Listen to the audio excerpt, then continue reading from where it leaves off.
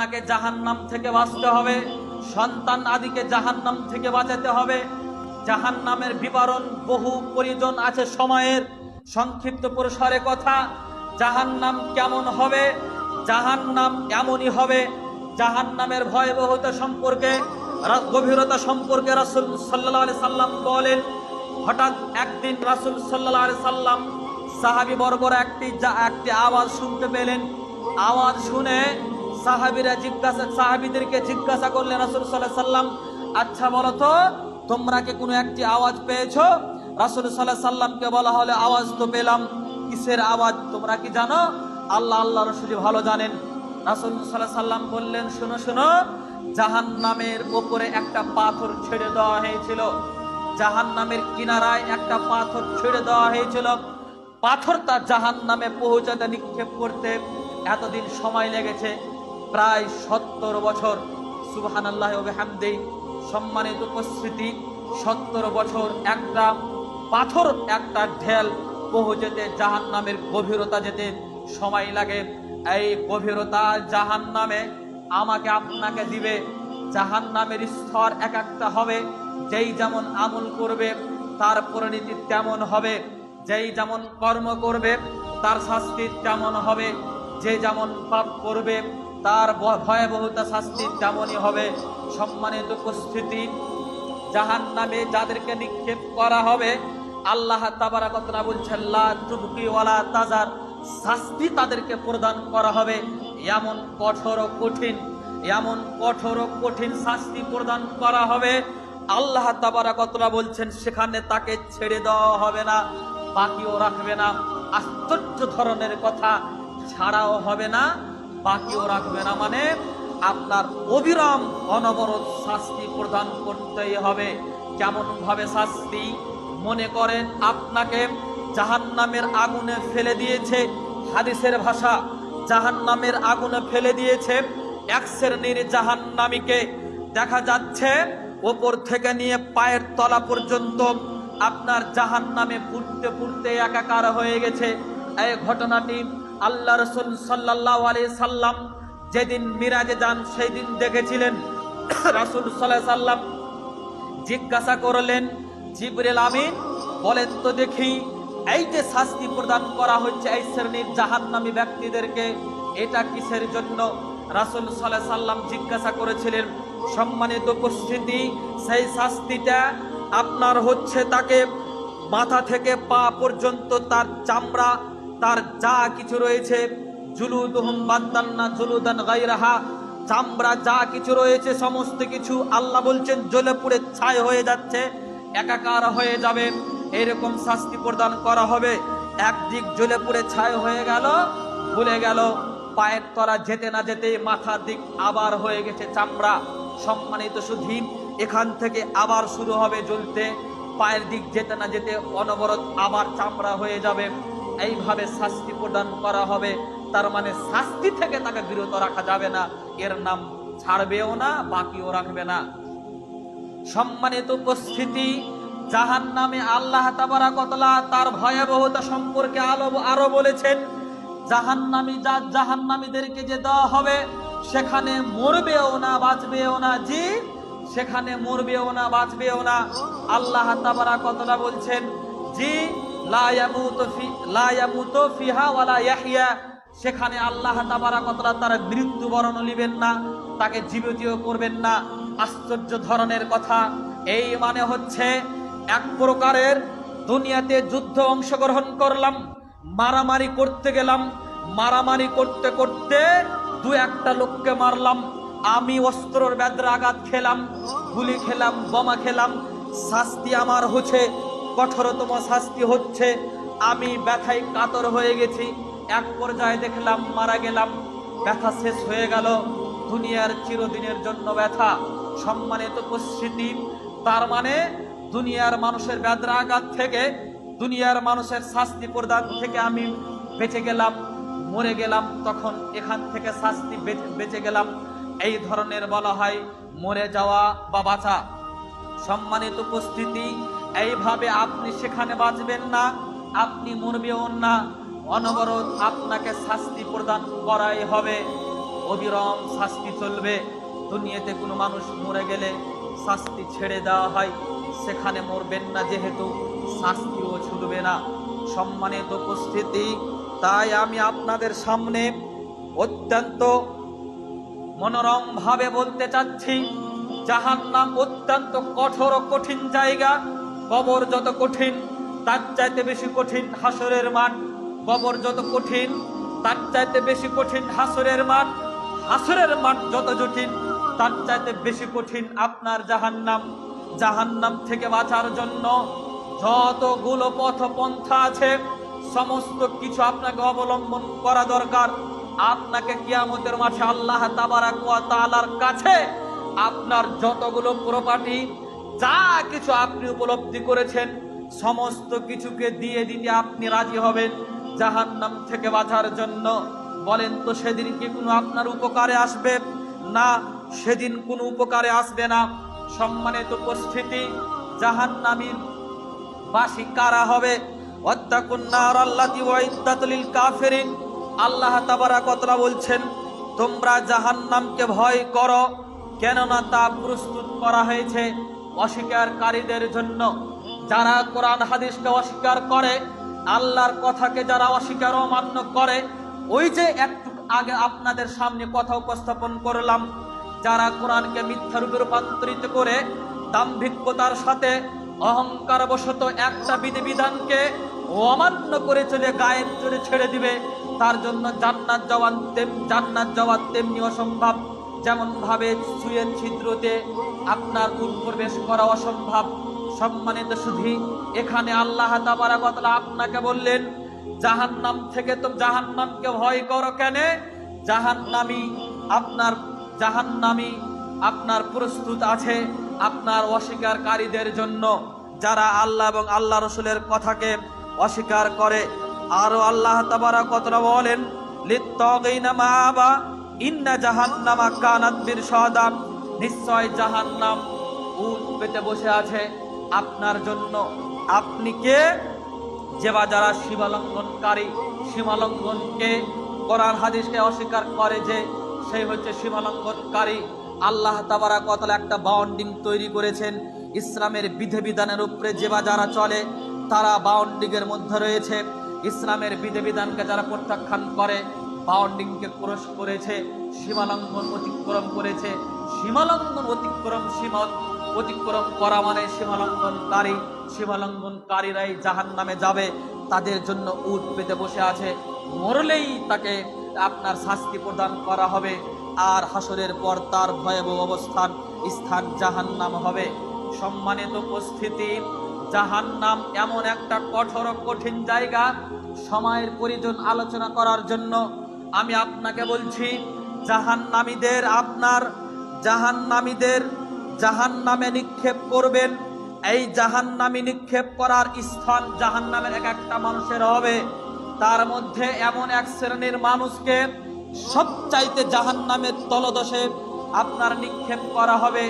ওই সব ব্যক্তির কথা বলা হয়েছে মুনাফিক, যারা কোরআন হাদিস তো মানে আবার কিছু কিছু অস্বীকার করে। এরা হচ্ছে মুনাফিক। নমাজ তো পড়ে, আবার নমাজীদের বিরোধিতা করে, আল্লাহ রসুলের কথাকে অমান্য করে চলে। সম্মানিত সুধী, কিছু কথা মানে, কিছু কথা মানে না। এরা হচ্ছে মুনাফিক। এরা জাহান্নামের সবচাইতে নিম্ন শ্রেণী যাবে। জাহান্নামের স্তর আছে, জাহান্নামের ভয়াবহতা আযাব আছে, জাহান্নামের আপনার কঠোর ও কঠিন আপনার শাস্তি আছে, জাহান্নামের গভীরতা আছে। এক এক করে আলোচনা আপনাকে ধারাবাহিকভাবে করতে পারলাম না।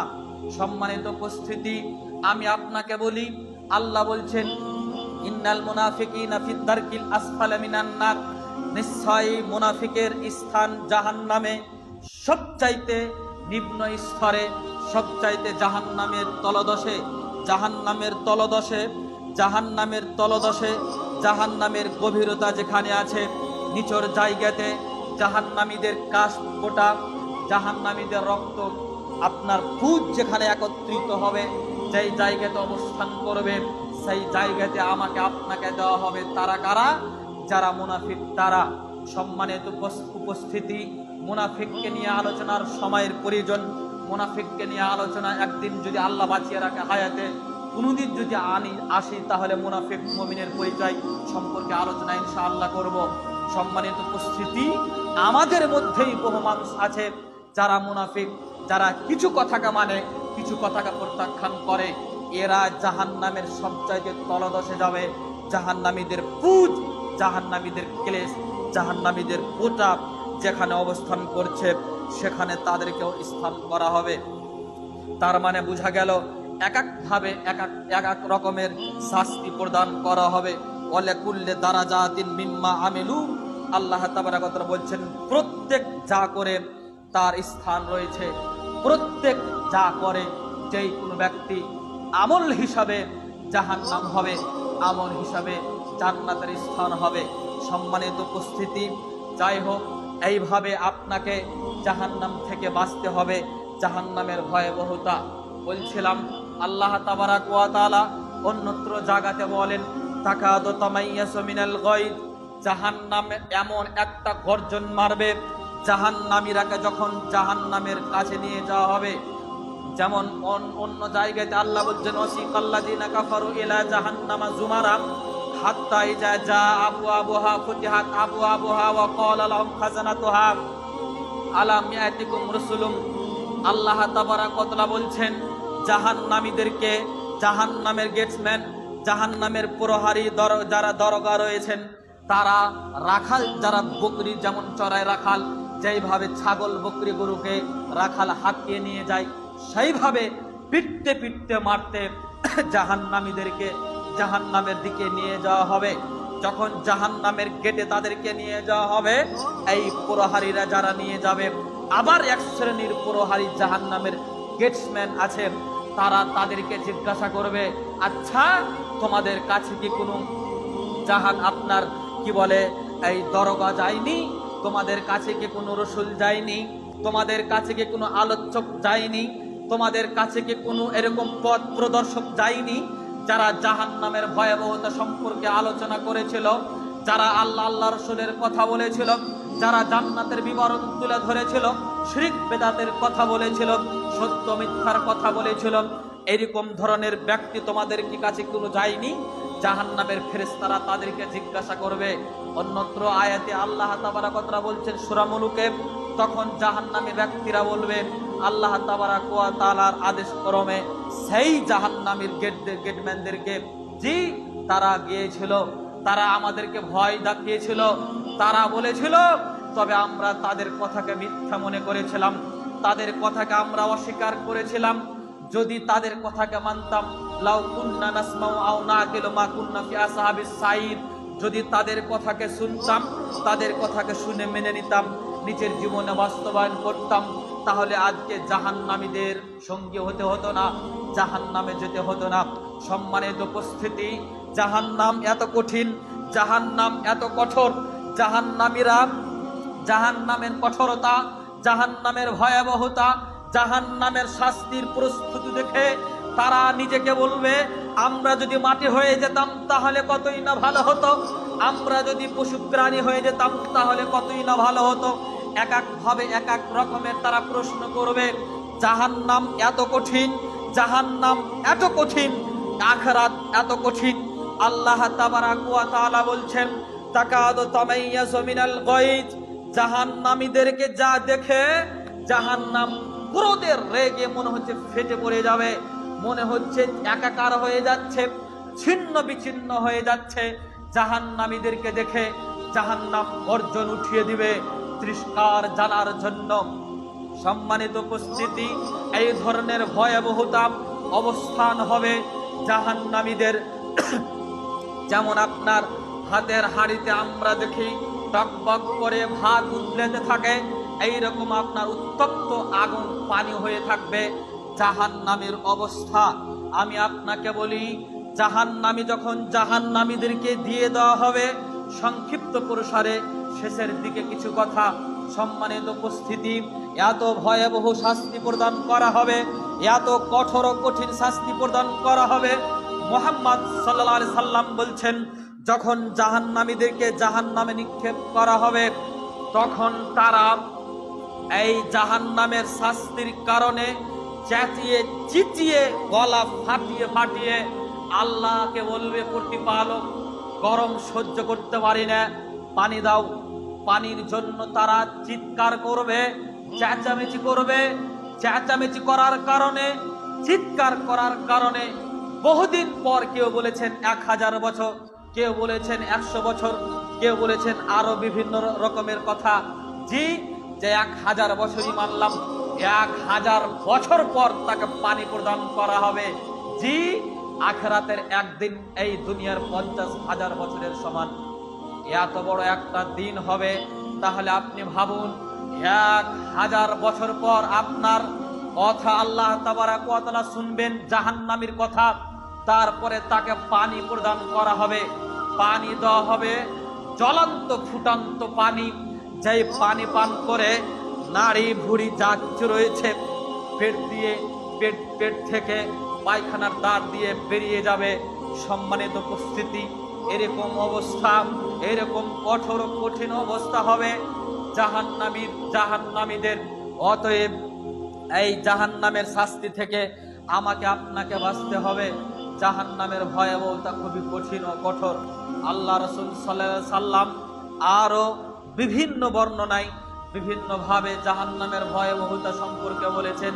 সম্মানিত উপস্থিতি, আমরা যেই এতক্ষণ আলোচনা সংক্ষিপ্ত পরিসরে ক্ষুদ্র সংকীর্ণ জ্ঞানে আপনাদের সামনে উপস্থাপন করলাম, আশা করছি আপনাকে বুঝাতে পেরেছি জাহান্নাম কত ভয়াবহ।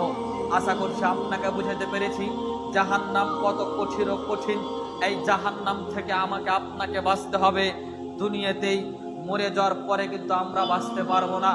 জাহান্নাম থেকে দুনিয়াতেই বেঁচে যেতে হবে কি করে? ভালো আমল করে। মরে যাওয়ার পরে আর বাঁচার কোনো বিকল্প পথ থাকে না। যেমন পরীক্ষার হলতে রেজাল্ট আপনার পশ্চিম দেখে মাথা ছাটিয়ে কোনো লাভ হবে না, ঠিক তেমনি মারা যাওয়ার পরে হাসরের মাঠে আমল নামা দেখে কোনো লাভ হবে না। পশ্চিমের পূর্বেই আপনাকে পরিশ্রম করে, পড়াশোনা করে, প্রস্তুতি গ্রহণ করে পরীক্ষায় বসতে হবে। পশ্চিম পাওয়া মাত্রই উত্তর সহজ হবে। ঠিক তেমনি দুনিয়া আমাদের পরিশ্রমের জায়গা, আমল সংগ্রহ করার জায়গা, নেক কাজ করে করে আমল সংগ্রহ করার জায়গা।